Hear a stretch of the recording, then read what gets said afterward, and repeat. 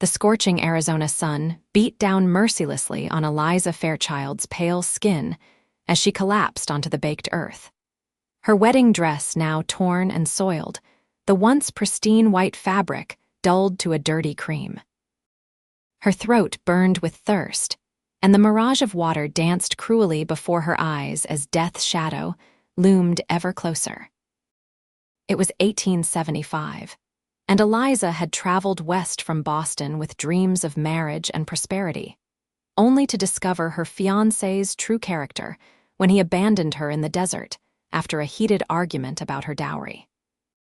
"Not enough to justify marrying a plain girl like you," he'd sneered before riding away on their only horse, leaving her with nothing but the clothes on her back and a broken heart. The desert stretched endlessly in every direction, the vast emptiness of the Arizona territory promising nothing but a slow, agonizing death. Eliza had walked for hours, the heavy wedding dress becoming her burial shroud with each stumbling step.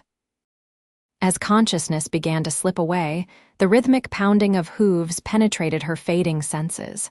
A shadow fell across her face, blessed relief from the punishing sun. Through cracked lips, she tried to speak, but only a rasp escaped. Strong hands gently lifted her head, and cool water touched her parched mouth. "Easy now, miss. Small sips," a deep voice cautioned. Eliza's vision cleared enough to reveal a man's weathered face beneath a wide-brimmed hat. His eyes, the color of summer skies, regarded her with concern. "You're safe now," he said, his voice gentle yet commanding. "Stay in my shade forever if you like." The stranger's name was Ethan Nash, and as Eliza would later learn, those words spoken in the desert weren't merely an offer of temporary shelter. They would become the cornerstone of a life neither had imagined possible. Ethan carefully cradled Eliza in his arms, noting the wedding dress with a raised eyebrow, but asking no questions as he lifted her onto his horse. His own body shielded her from the sun as they rode across the desert, her arms weakly clinging to his waist. "My ranch is about an hour's ride from here," he explained over his shoulder. "Can you hold on that long?" Eliza nodded against his back, too exhausted to speak. The steady rhythm of the horse and the solid presence of the cowboy lulled her into a half-conscious state. She drifted in and out of awareness, catching glimpses of red rock formations and sparse vegetation. When they finally arrived at a modest homestead nestled against a backdrop of rocky hills, Eliza was barely conscious. Ethan carried her into a simple wooden cabin and laid her gently on a bed. "Mrs. Garcia," he called out, and an older Mexican woman hurried in from another room. "Dios mío," the woman gasped, taking in Eliza's bedraggled appearance. What happened to this poor girl? Found her abandoned in the desert, wearing a wedding dress of all things. Ethan ran a hand through his hair. "She needs care, Rosa. Can you help her?" Rosa nodded firmly. "You go now. This is women's business." Ethan hesitated, his eyes lingering on Eliza's face before he nodded and left the room. Rosa's experienced hands made quick work of removing the ruined wedding dress and bathing Eliza's sunburnt skin with cool water. She coaxed her to drink a bitter herbal tea, murmuring soothing words in Spanish when Eliza grimaced at the taste. "This will help with the fever, Niña," Rosa explained.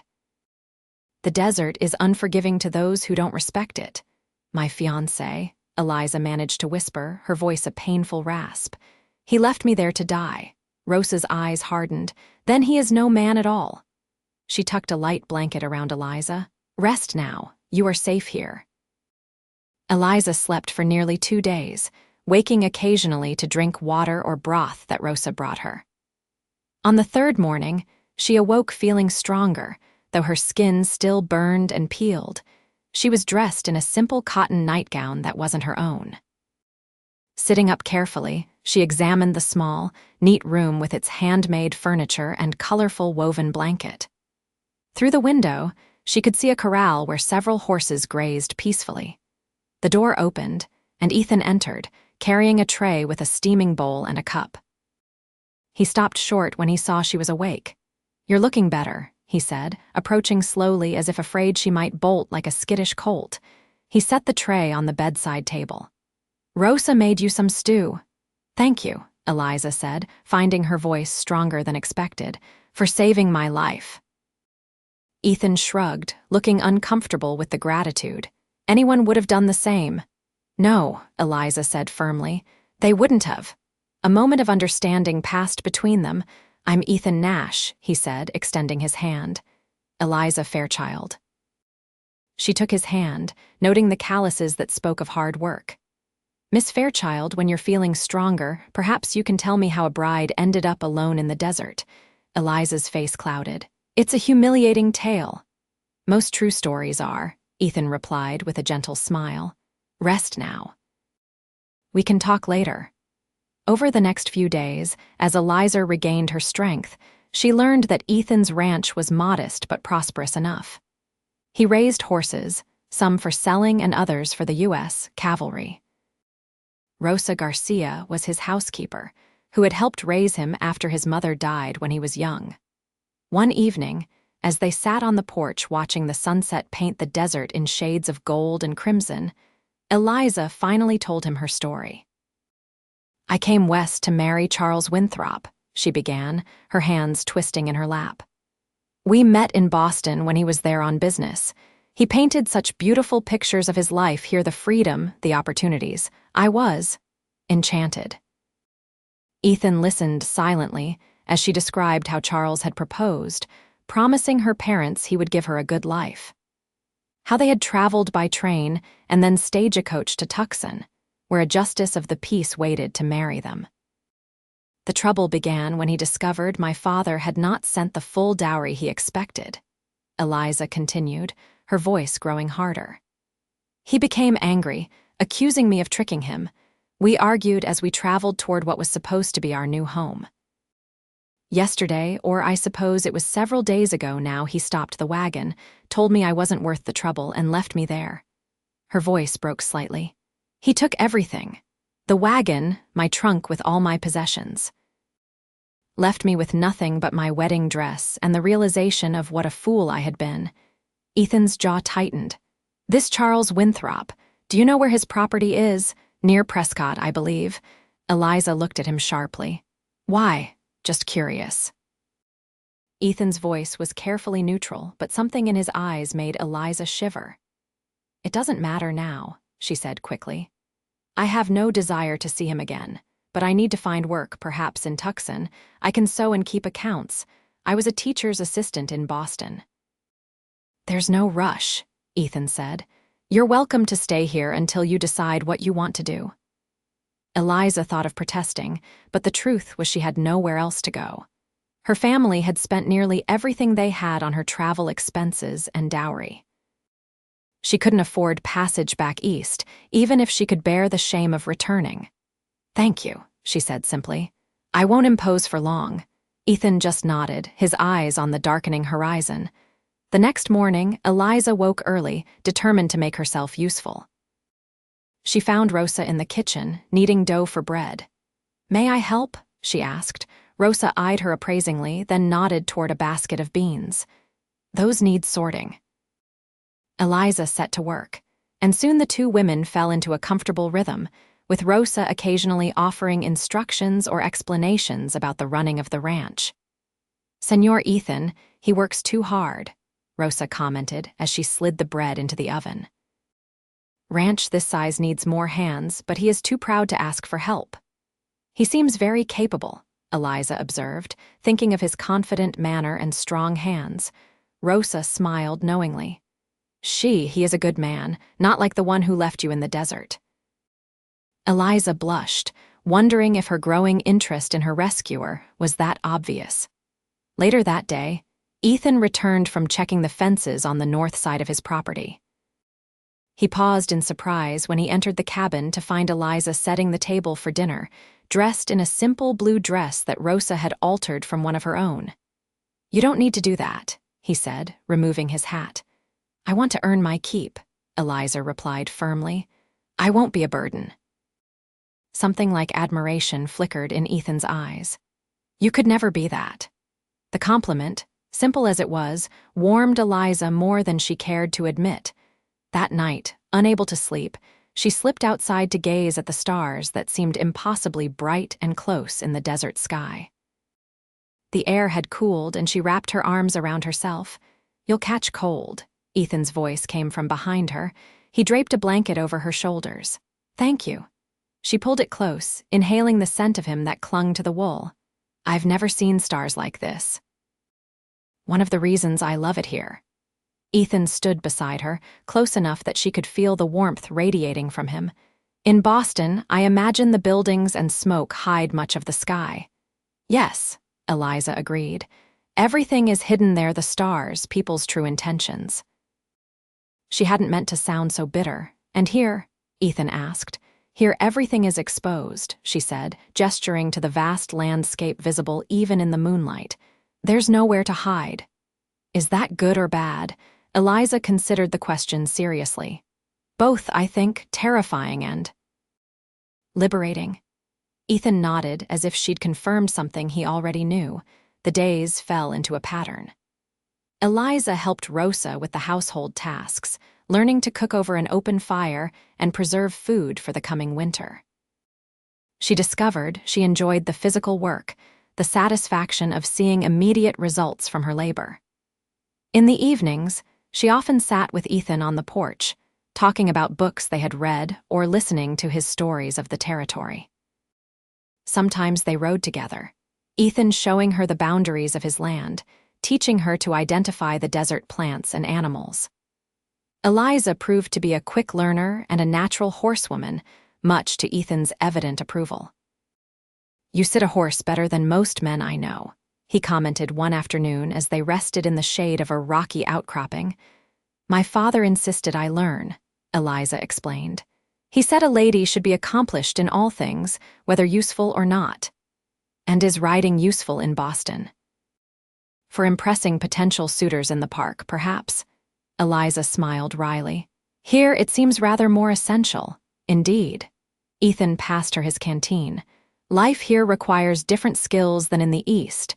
Eliza took a drink, pondering his words. "I think I prefer it." "There's an honesty to life here that I find refreshing." Ethan studied her thoughtfully. "Most Eastern women find it too harsh." "Perhaps I'm not most women." "No," he agreed quietly. "You're not." The moment stretched between them, taut with unspoken possibilities.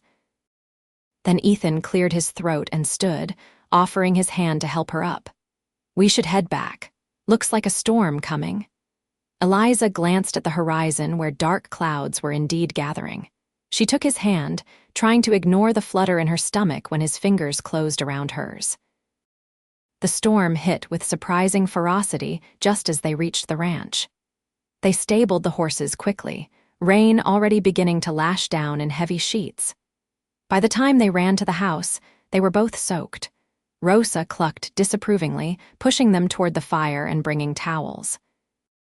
Ethan stepped outside briefly to check that everything was secure, returning with water streaming from his hat and coat. "The arroyo will flood," he said, removing his dripping outerwear. "We might be cut off for a day or two." "Is that dangerous?" Eliza asked, wringing water from her hair. "Not if you're on the right side of it," Ethan replied with a smile. "Fortunately, we are." That evening, after Rosa had retired to her room, Eliza and Ethan sat before the fire, listening to the rain pound on the roof. Thunder occasionally rattled the windows, and flashes of lightning illuminated the room in stark white light. "I used to be terrified of storms," Eliza admitted, drawing her knees up to her chest. "My mother said it was unladylike to show fear, so I would hide under my blankets and pretend to be asleep." "And now?" Ethan asked. "Now I find them exhilarating." She smiled at his surprised expression. "The power of nature, unrestrained, it reminds me how small we truly are." "Most people don't like feeling small." "I spent my whole life trying to fit into a space that was too small for me," Eliza said thoughtfully. "Rules about how to sit, how to speak, what to think, out here against all this." She gestured toward the window where rain streamed down the glass. "Those rules seem very small indeed." Ethan regarded her with an expression she couldn't quite read. "You're not what I expected, Eliza Fairchild. What did you expect? A fragile eastern flower that would wilt in the desert sun." Eliza laughed. "I nearly did wilt, if you recall." "No," Ethan shook his head. "You were hurt, but not broken. There's a difference."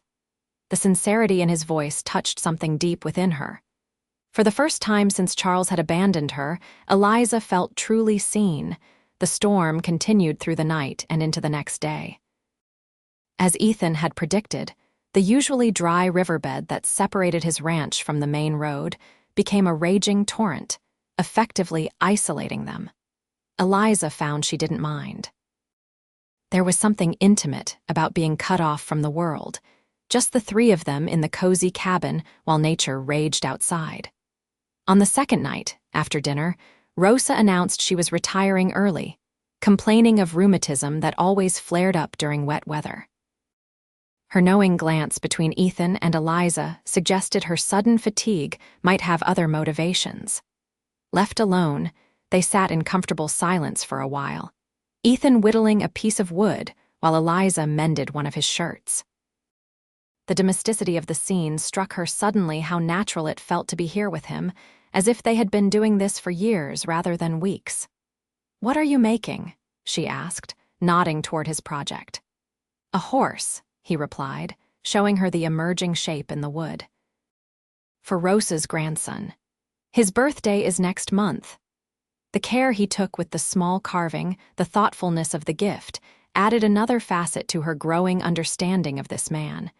"You're very good with your hands," she observed, then blushed at how the words sounded.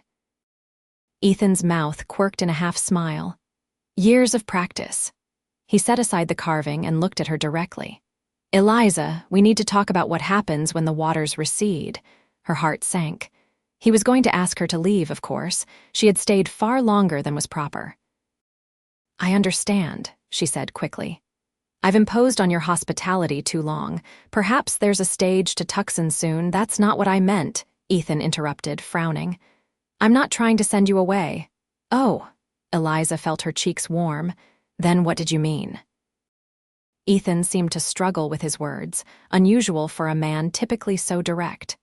"Your reputation," he finally said. "A single woman living at a bachelor's ranch. People will talk." "I see." Eliza hadn't considered how their arrangement might appear to others.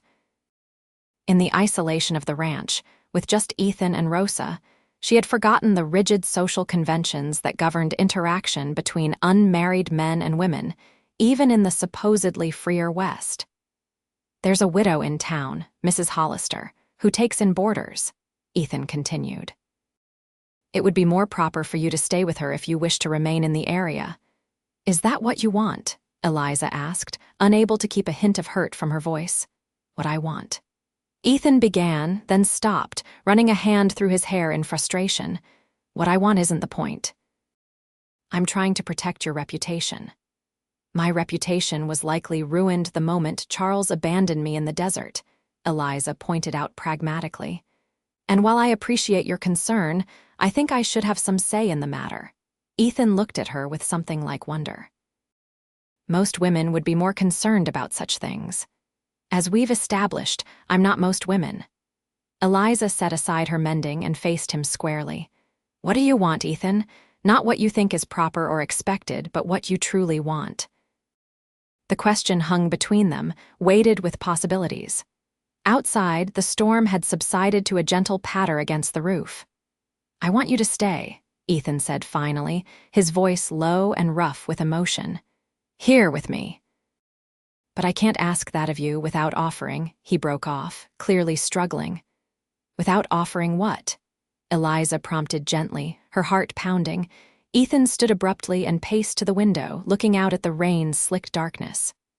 "I'm not good with words, Eliza. I'm a simple man. But these weeks with you, I've never felt this way about anyone." Eliza rose and crossed to him, placing a hand on his arm. "Then don't use words." Ethan turned, his eyes searching hers for permission. Finding it, he lowered his head and kissed her, a gentle, questioning touch that quickly deepened as Eliza responded. When they finally broke apart, both breathing heavily, Ethan rested his forehead against hers. I think I've been falling in love with you since the moment I found you in the desert. Then we're both fools, Eliza whispered, because I've been falling in love with you too. The waters receded 3 days later, but Eliza didn't leave. Instead, Ethan rode into town and returned with Reverend Thomas, who performed a simple ceremony in the ranch house with Rosa and 2 neighboring ranchers as witnesses. Eliza wore a dress of pale blue calico that Rosa had helped her make, with wildflowers in her hair instead of a veil. Ethan, clean-shaven and solemn in his best shirt, looked at her as if she were the most precious thing he had ever seen. I never thought I'd marry, he confessed later, as they lay together in what was now their bed. Always figured I'd live out my days alone on this ranch. And now. Eliza traced the line of his jaw with her finger. Now I can't imagine it without you. He caught her hand and pressed a kiss to her palm. You belong here, Eliza, like you were always meant to find your way to this place. To you, she corrected softly. I was meant to find my way to you. Summer gave way to fall, and Eliza settled into life as a rancher's wife with surprising ease. She learned to shoot a rifle, helped with the horses, and transformed the plain cabin into a home with colorful quilts and curtains. Her letters east were cheerful but vague, sparing her parents the details of her broken engagement and hasty remarriage. In October, unexpected visitors arrived at the ranch. Ethan was checking the southern pasture, so Eliza was alone except for Rosa when the sound of approaching horses alerted them to company. 3 men rode into the yard, trail dusty and hard-eyed. Eliza stepped onto the porch, rifle in hand as Ethan had taught her. Can I help you, gentlemen? She called, keeping her voice steady despite her unease. The leader, a thin man with a scraggly beard, nudged his horse forward. Looking for Ethan Nash. My husband is checking the herd. He'll be back by sundown, if you'd like to wait. Husband. The man interrupted, exchanging glances with his companions. Well now, that's interesting. Didn't know Nash had himself a wife. Something in his tone raised the hairs on the back of Eliza's neck. She tightened her grip on the rifle. Who are you? Friends of a friend, the man replied evasively. Charles Winthrop sends his regards. Eliza felt the blood drain from her face. I have nothing to say to Mr. Winthrop. That's a shame, the man drawled. Seeing as he's got plenty to say about you, claims Nash stole his bride. That's a lie, Eliza snapped. He abandoned me in the desert to die, the man shrugged. Not how he tells it. Says you ran off with his money and Nash helped you do it. Get off our property, Eliza commanded, raising the rifle slightly. Now, the men laughed, clearly not intimidated. Little lady's got fire, one of them commented. Fire indeed, came Ethan's voice from behind them. He sat on his horse, rifle aimed steadily at the lead rider. And I'd listen to her if I were you. The atmosphere shifted instantly. The leader's hand moved toward his holster, but Ethan's voice stopped him. I wouldn't. I'm a fair shot, and your friends would be dead before they cleared leather. A tense silence fell. Eliza kept her rifle trained on the men, heart pounding but hands steady. Now, Ethan continued conversationally, you can ride away and tell Winthrop that Mrs. Nash isn't interested in his lies. Or you can try something foolish, and this day will end badly for you. For a moment, it seemed the leader might choose the foolish option. Then he raised his hands slightly. No need for bloodshed, just delivering a message. Message delivered, Ethan replied coldly. Don't come back. The men turned their horses, the leader casting one last threatening look at the couple before they rode away. Once they were out of sight, Eliza's knees nearly buckled. Ethan dismounted in one fluid motion and was at her side instantly, taking the rifle and guiding her into the house. Are you all right? He asked, his hands gently checking her for injury. Yes, Eliza assured him, though she was shaking. They didn't touch me. But Ethan, Charles is spreading lies, I know. Ethan's jaw was tight with anger. I heard in town last week. Winthrop's been telling anyone who'll listen that you stole money from him before running off. But why? He's the one who abandoned me. Men like that can't accept responsibility for their actions, Ethan said grimly, and he likely doesn't want to repay your father's dowry. Eliza sank into a chair, suddenly exhausted. Will he come himself, do you think? Not if he's smart. Ethan's expression was dangerous. But men like Winthrop rarely are. That night, as they prepared for bed, Eliza noticed Ethan checking his pistol before placing it within easy reach. Do you think they'll come back? She asked. Better to be prepared, he replied, not directly answering. I've sent word to some friends to keep an eye on the trails near our property. Eliza moved to him, wrapping her arms around his waist and resting her head against his chest. I won't let him hurt us. Ethan's arms tightened around her. No, he agreed fiercely. We won't. 2 weeks passed without incident, and Eliza began to hope that Charles had given up his vendetta. The ranch kept them busy as they prepared for winter, and she found herself too exhausted in the evenings to worry about potential threats.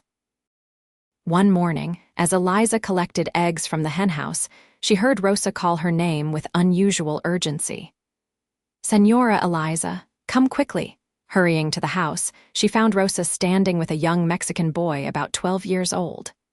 This is Miguel, my nephew's son, Rosa explained. He brings news. Miguel looked nervously at Eliza. Señor Winthrop, he said. He is in town asking questions about Señor Nash's ranch. Eliza felt a chill despite the warm morning. When did he arrive? Yesterday, Miguel replied. He is staying at the hotel with 2 other men. Rosa pressed some coins and a bundle of food into the boy's hands, thanking him before sending him on his way. We must tell Señor Ethan, she said, her usually calm face creased with worry. He rode out at dawn to help the Hendersons with their cattle drive, Eliza reminded her. He won't be back until tomorrow. Rosa crossed herself. Then we must be vigilant. They spent the day watching the road, jumping at every sound.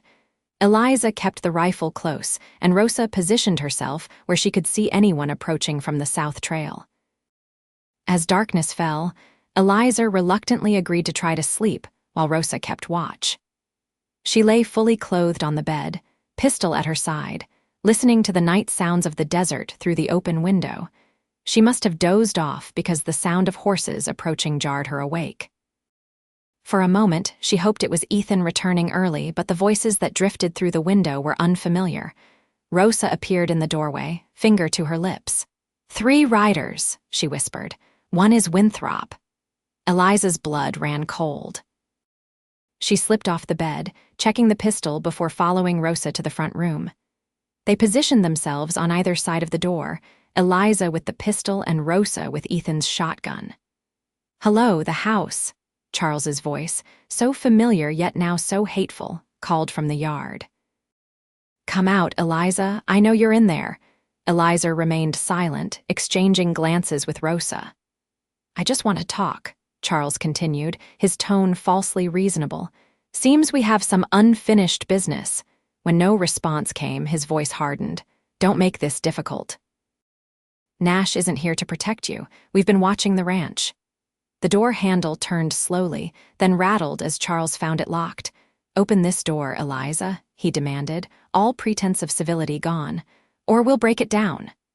Eliza moved to stand directly behind the door, pistol raised. Leave, Charles, she called firmly. You have no business here. A pause, then a harsh laugh. So you are there. Be sensible, Eliza. You're my fiancé. I've come to take you home. I'm not your fiancé, Eliza replied coldly. I'm Ethan Nash's wife, and this is my home.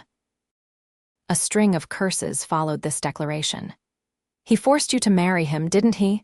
After he helped you rob me, you abandoned me in the desert to die, Eliza shot back.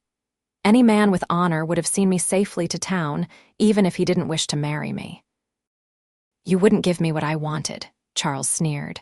The full dowry your father promised.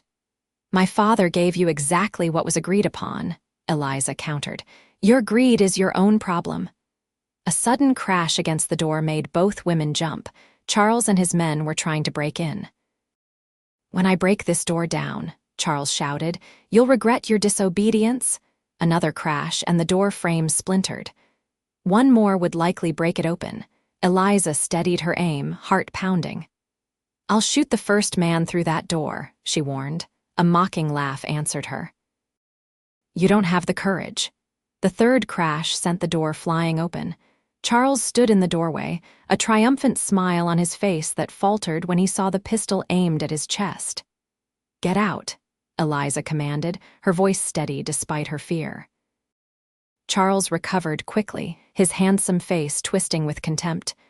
"Put that down before you hurt yourself." "I know how to use it," Eliza replied. "Ethan taught me well." One of Charles's companions appeared behind him, hand on his holster. Rosa immediately aimed the shotgun at him. "The old woman, too," Charles laughed. "This is pathetic." "Final warning," Eliza said. "Leave now." Charles took a step forward. "You won't shoot me, Eliza. You haven't got the report of the pistol was deafening in the small room." Charles staggered backward, clutching his shoulder where blood blossomed against his expensive coat. "You shot me," he gasped, shock and pain contorting his features. "I warned you," Eliza replied, already re-aiming the pistol. "The next one goes in your heart if you don't leave immediately." Charles's companions grabbed him, pulling him away from the door. "You crazy bitch," one of them shouted. "You could have killed him." "That was the idea," Rosa said dryly, keeping the shotgun trained on them. The men half carried Charles to their horses, his curses and threats fading as they rode away.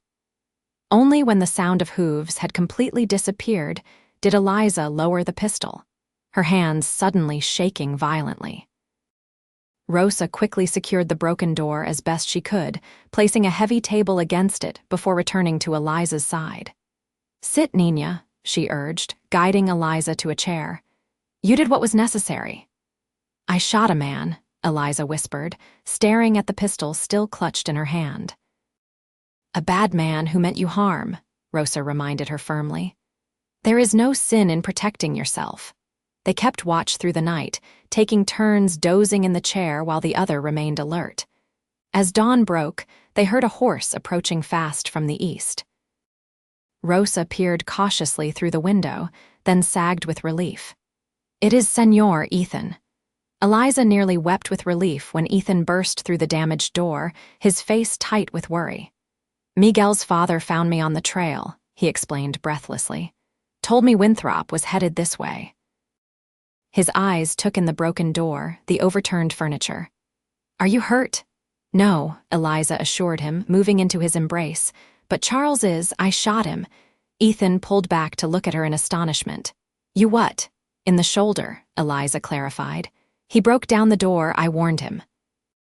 A slow smile spread across Ethan's face, pride mingling with relief. "That's my girl." They spent the day repairing the door and preparing for another possible attack, though Ethan doubted Charles would return so soon after being wounded. "Still, we should be careful," he cautioned. "Men like Winthrop don't forgive easily." That evening, Sheriff Mills rode up to the ranch, his weathered face grave as he dismounted. "Ethan," he nodded, "Mrs. Nash got some news you should hear." Inside, over coffee, he explained that Charles Winthrop and his companions had been intercepted trying to leave the territory. "Seems Winthrop had some outstanding warrants in California," the sheriff said. "Fraud, mostly. Using different names to court wealthy women, then disappearing with their money." Eliza felt a chill at how close she had come to being another of his victims. And now, he's in custody, heading back to California to stand trial. Sheriff Mills sipped his coffee. "I'll need a statement from you about what happened here, but it's clear you acted in self-defense." Relief washed over Eliza. "So it's over." "Looks that way," the sheriff confirmed. "Winthrop will be behind bars for quite some time." After the sheriff left, Eliza and Ethan sat on the porch, watching the sunset paint the desert in golden hues. "I keep thinking about how differently things might have turned out," Eliza mused. "If Charles hadn't been so greedy, I might be trapped in a marriage to a criminal. If you hadn't found me in the desert."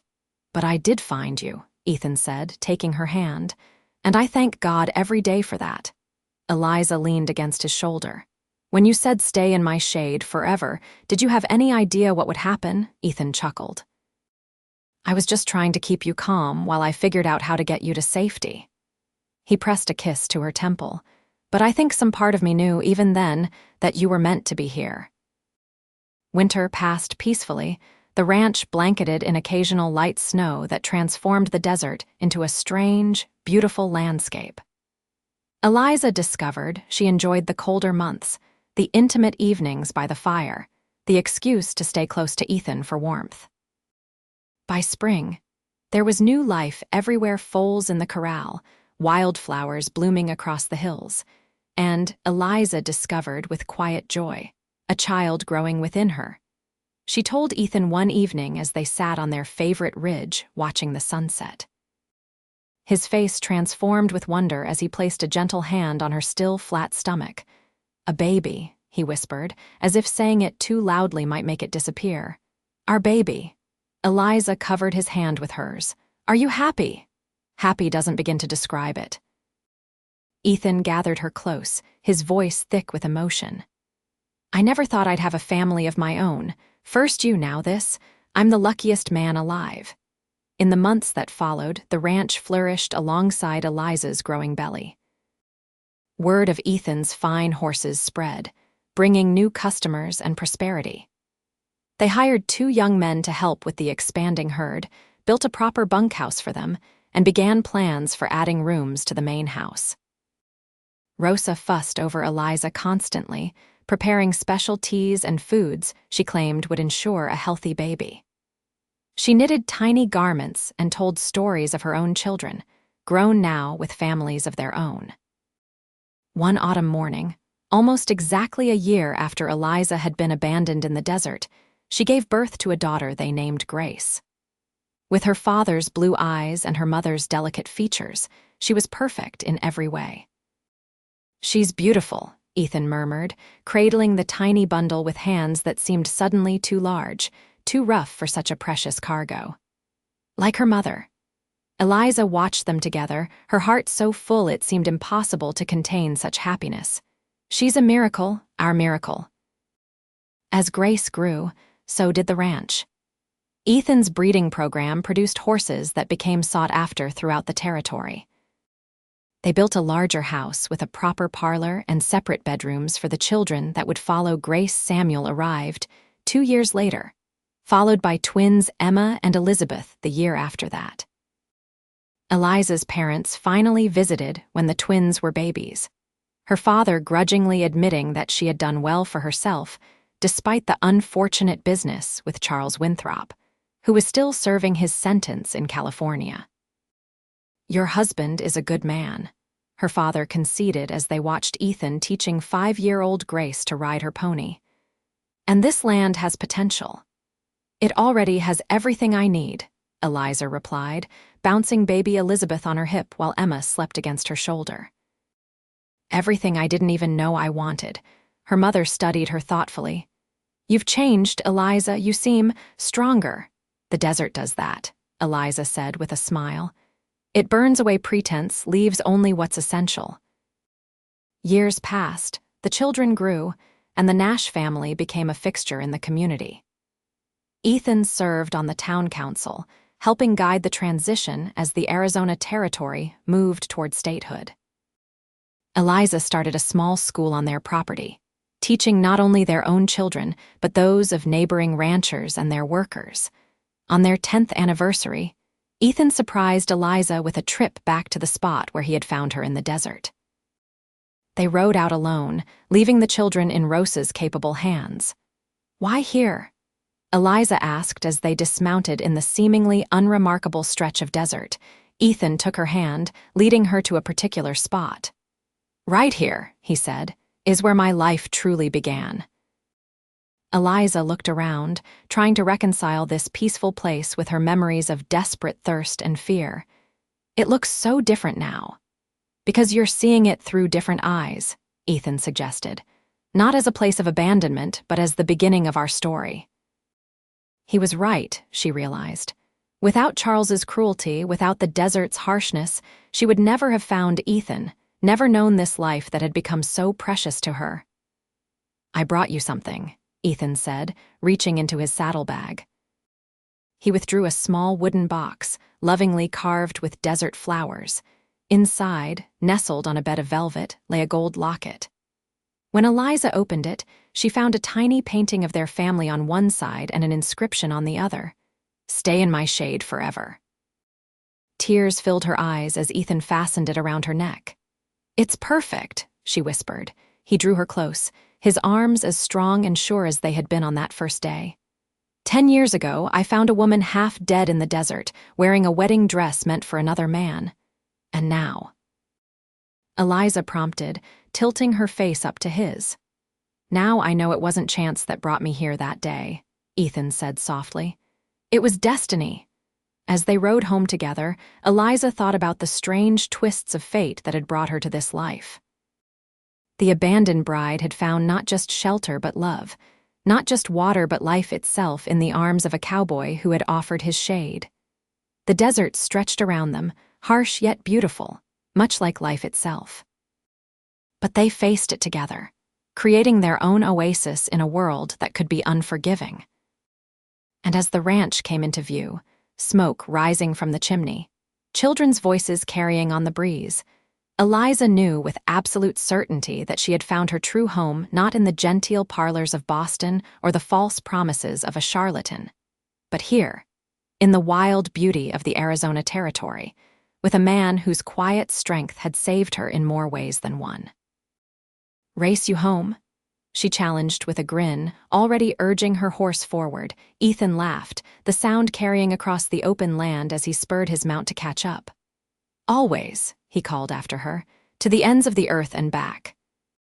And as they galloped toward their future, the past receded like a mirage in the desert sun, leaving only what was real, what was true, what would endure through all the seasons of their lives together.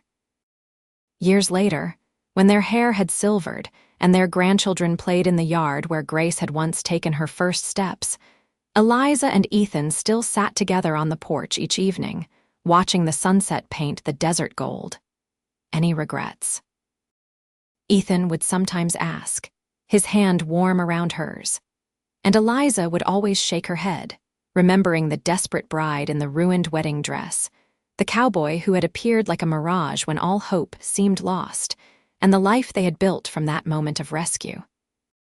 "Not one," she would reply, leaning against his shoulder. "I've been in your shade all this time, and there's nowhere else I'd rather be."